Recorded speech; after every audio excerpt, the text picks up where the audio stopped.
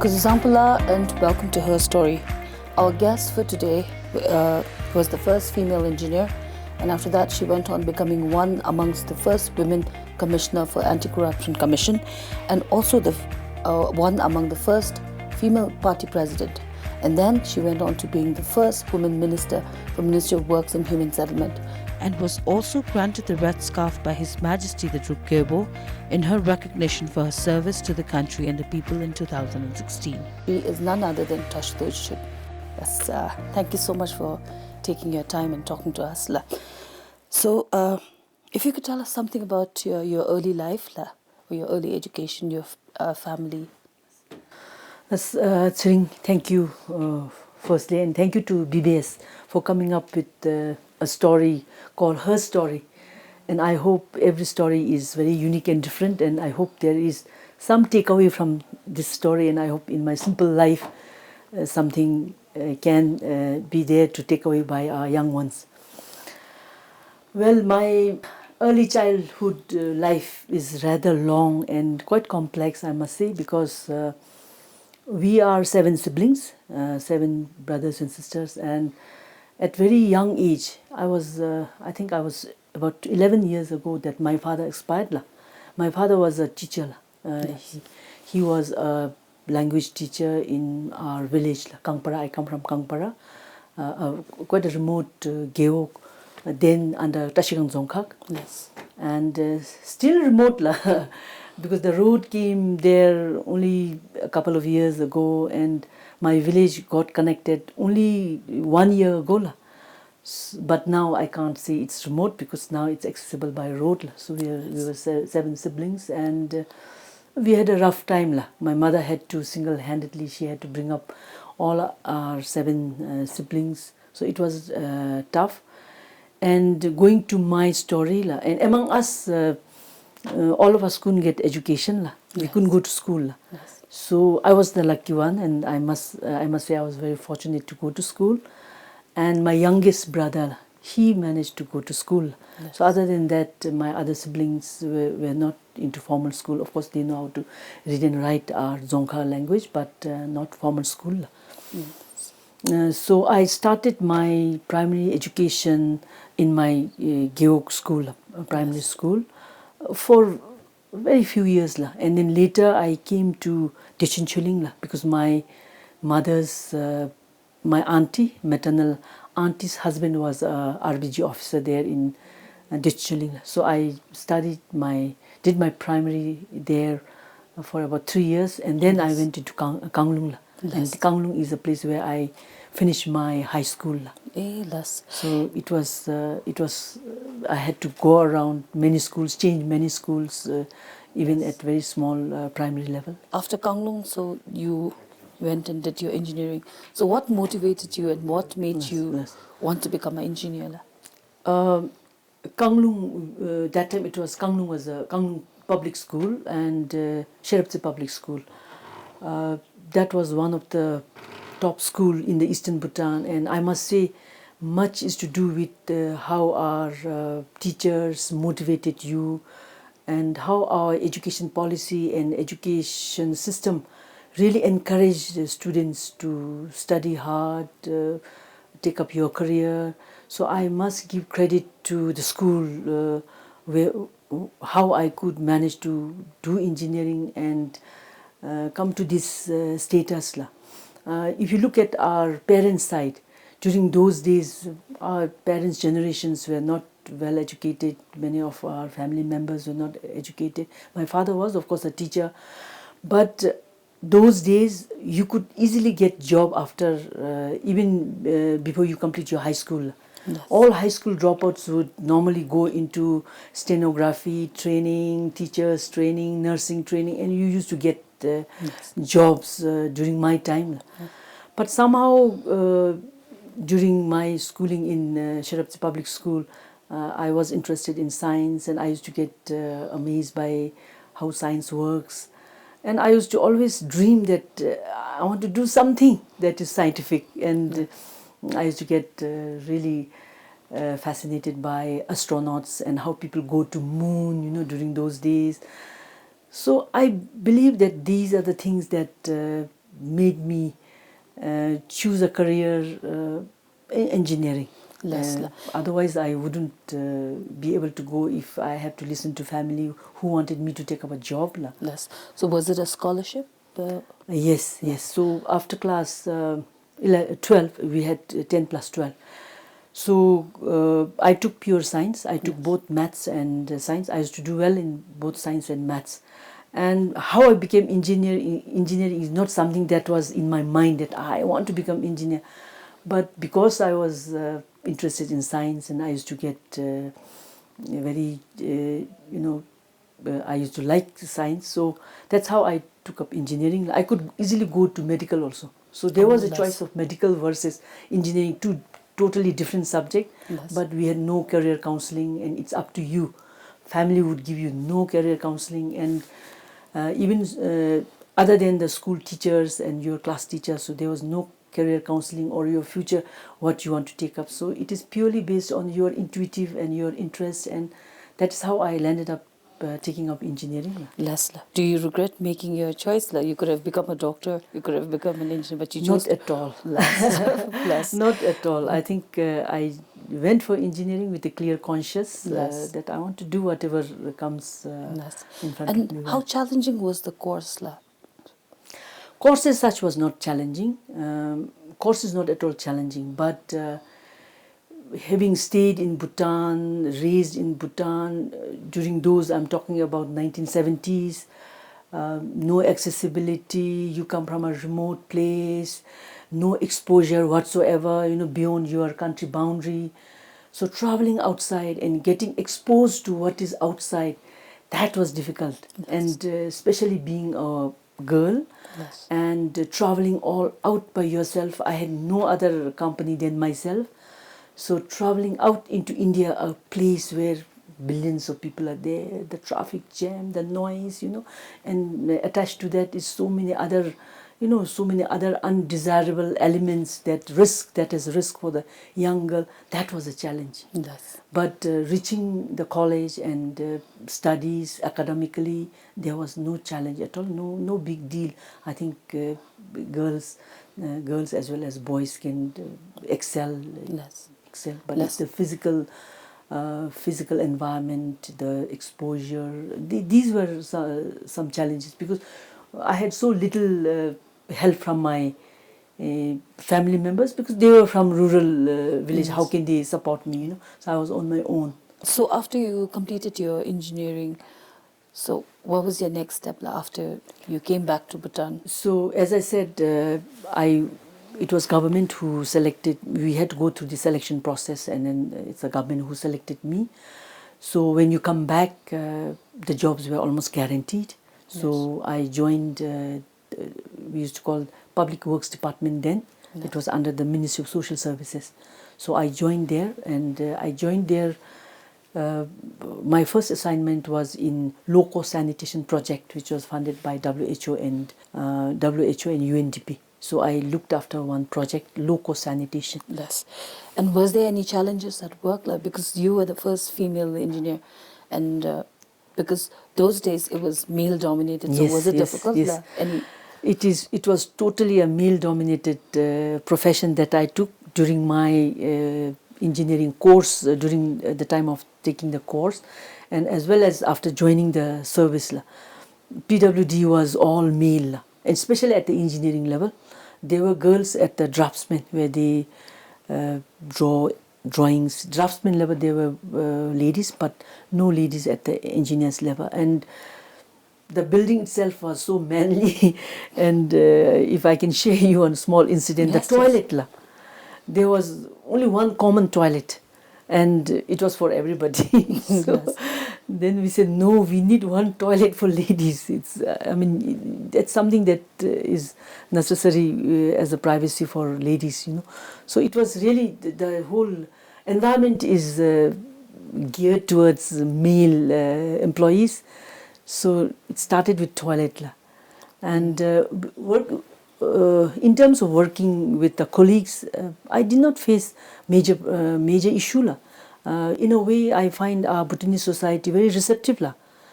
But so long as you conduct yourself well, Yes, I think a lot depends on yourself, that you are Yes. serious with your work. Yes, I'm an engineer, you are an engineer, we are all same engineers.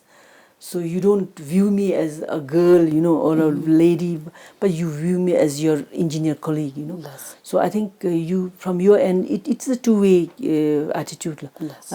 So long as you are able to project yourself as you are a profession, and I do my job and I mind my business. So I did not face a major problem. But again, as I said, traveling lah, because of the physical difficulties, the privacy that special privacy that a lady requires, women requires. These were some of the issues lah.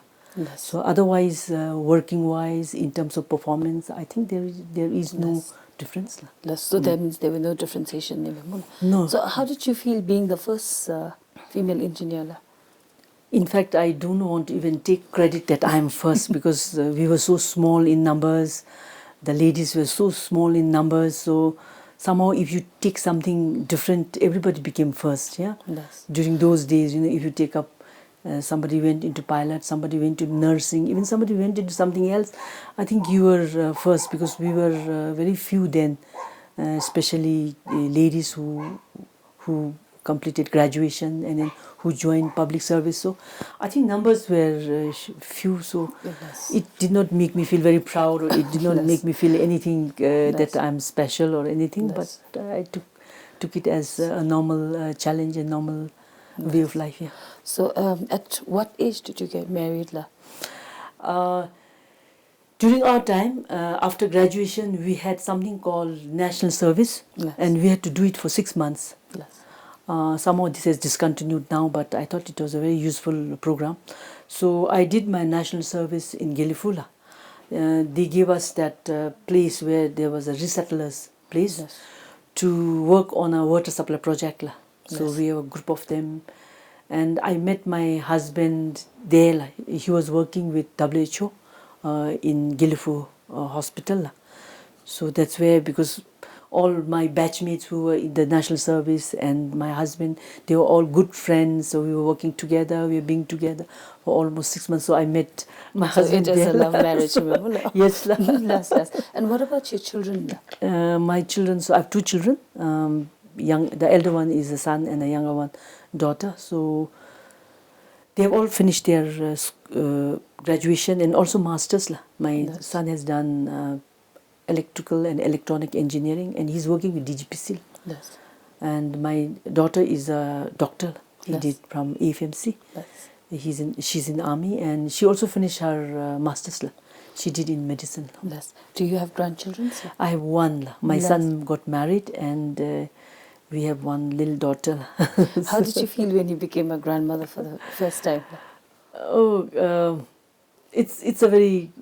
I think you feel very excited, and you feel enriched. Your family is enriched when you have a little one coming in, because once your children grow up and then they are on their own, so at one point in time you are alone, and then suddenly a grandchild comes, so new life comes in, and she keeps me engaged. You had a career and you were raising children. How did you balance your career and your Timing. It is difficult, I must tell you. It is difficult. Although in Bhutan, much easier than you see elsewhere, because I know my college friends, my Indian college friends, compared to their life and my life, it's different. But balancing work and life is not easy, especially for working women. Yes. Because by tradition, women have always played this child care role, caring of the house, caring of the elderlies. And I think women have your own innate feeling that it's your concern. And then women become more concerned. If the children are not well, you become more concerned than the father. If there's something is not going right at home, you feel more concerned. So that concern keeps you, keeps you tight with how to balance work and life. So that way, for a working woman, it becomes quite difficult, and you have to have a good understanding with your husbands, with your family members who are living with you, So I was lucky because my mother was there throughout la, till my children were almost when they reached their class standard 5, 6 la, she was there. So I was lucky because I could go on tour any moment because my mom was there. But it's not like that la, but it is difficult la. And sometimes you have to be late evening dinners, you know, and small children at home. So it is difficult, but you have to have understanding at the family level. What was your next job? I know you became one of the commissioner for ACC. Right, right. I think I worked in the public works department quite for some time la. I was with drinking water supply and sanitation, then with at the planning level. Then I also started a new office called Standard and Quality Control Authority la. That was a newly established office to ensure quality in our construction industry la. So only after that, the Anti-Corruption Commission was my almost the last public responsibility. So somehow it was all new la. When you hear about anti-corruption itself, that time it was not acceptable to the society at large la. Why, you know, why Anti-Corruption Commission? And I knew so little also la. When I was nominated as one of the commissioners, I got a shock in my life also. I never knew that I was one of the commissioners. So all questions, you know, why anti-corruption, why Anti-Corruption Commission in Bhutan? But it is if you now hindsight, if you think about it, it is really His Majesty the Fourth King's long-term vision of transiting into a democracy, a democratically elected government, you know.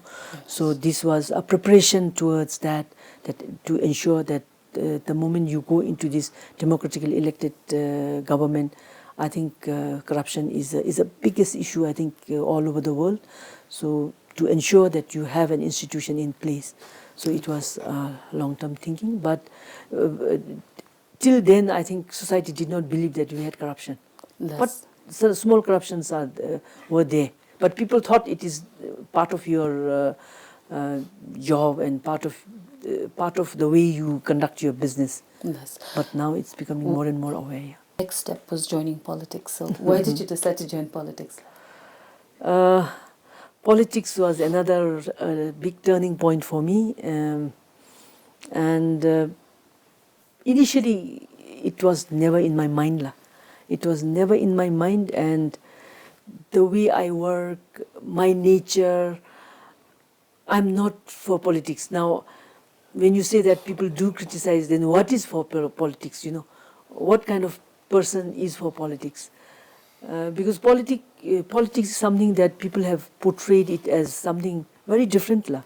And of course, Bhutan, we are having experience now, but before that, during our monarch's time, we used to hear, we used to see news when we opened up for this, open up our IT and TV and everything.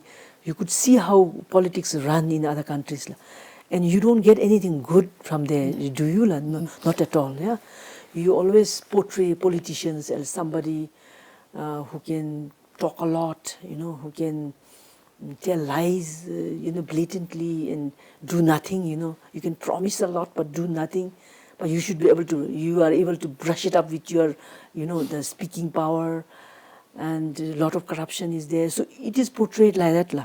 And then a lot of character defamation going on. So politics was never portrayed as something very noble and something very good. Yeah. So I had that kind of thinking also in my mind. So when this transformation of our government from constitutional monarchy to democratically elected system of government, it was something that I couldn't believe that we are going through that kind of change so fast, but it did come, and I was never for it, and I never volunteered to do it. But somehow my friends and colleagues who were joining there and forming a party, so each one nagged at each other, let's join. Yes. So this is how I went into politics la. Yes. And I also, second thought, I thought Now, what is there in civil service? I've served for 22 years. When I Yes. resigned, I served for 22 years. And then I said, okay, let's try.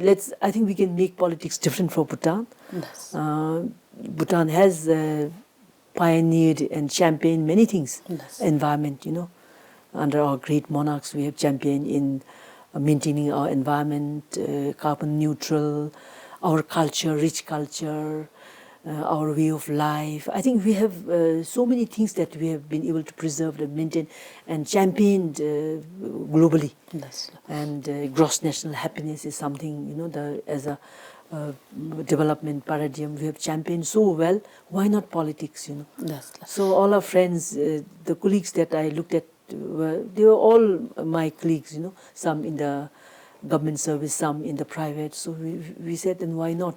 Let's serve people from a different platform. Yes, So let's yes. take it as public service from a different platform. Yes. Just now we are in the civil service, so politics is another platform to serve the nation and the people. Yes. So that's how I joined politics. Yes. But not if that has to compare with my nature and my character and what other politicians portray totally different. Yes.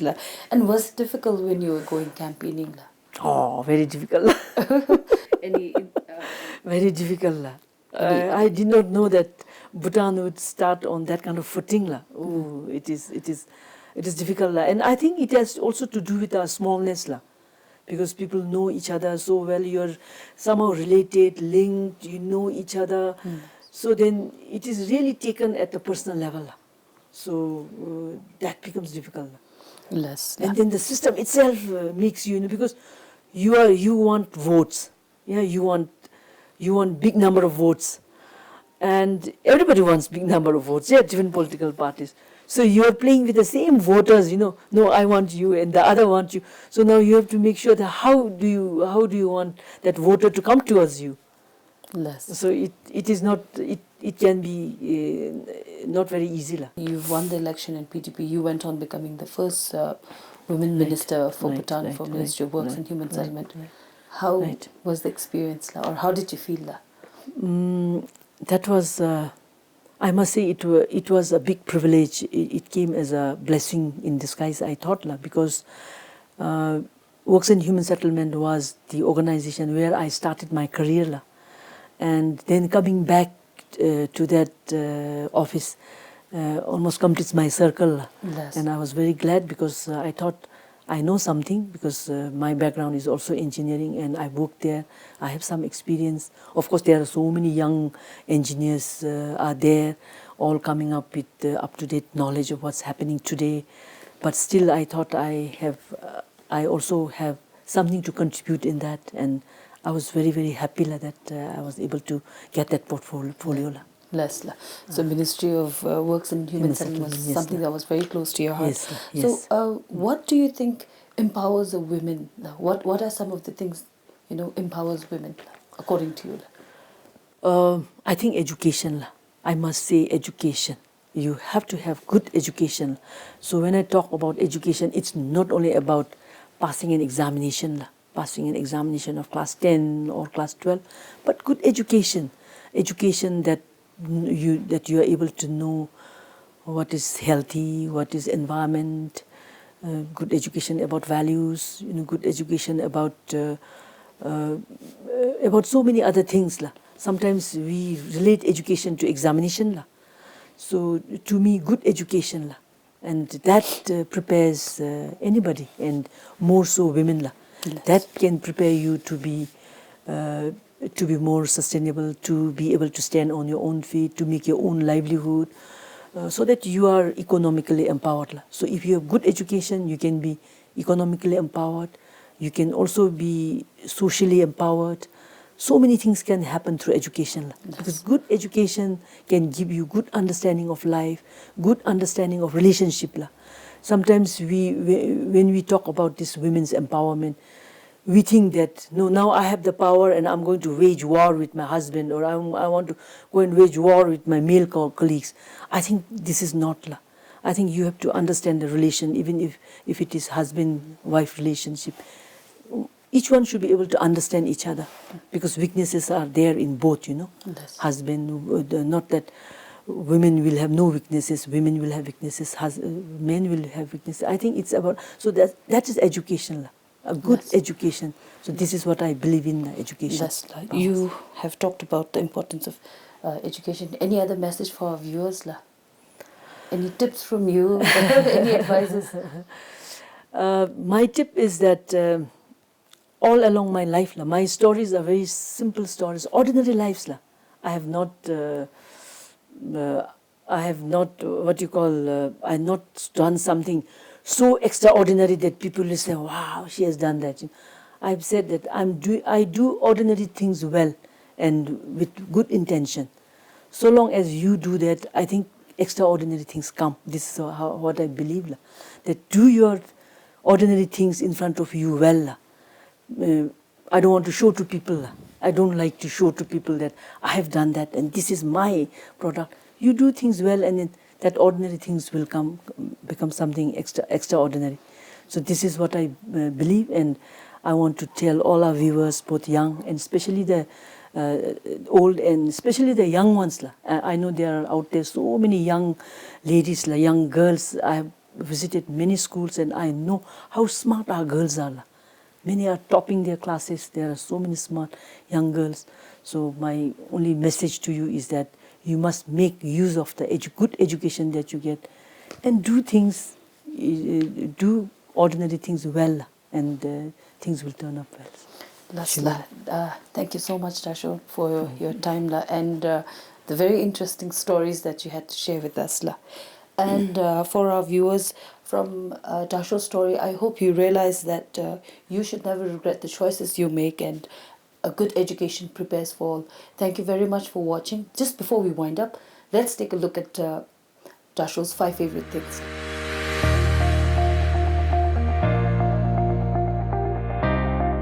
Light shades of purple, light shades of pink, light shades of green. I like movies which are based on true stories and social movies.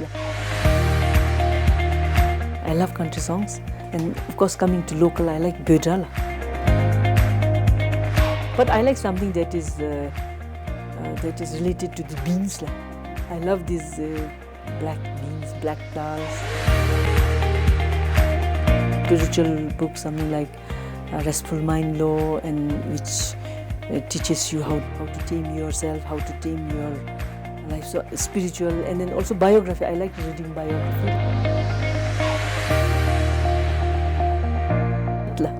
I like to be down to earth, and I try to do that.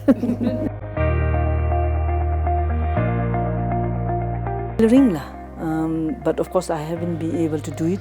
Before I used to do tailoring. I like to do my own cutting, a bit of tailoring I like, and I also like cooking and baking.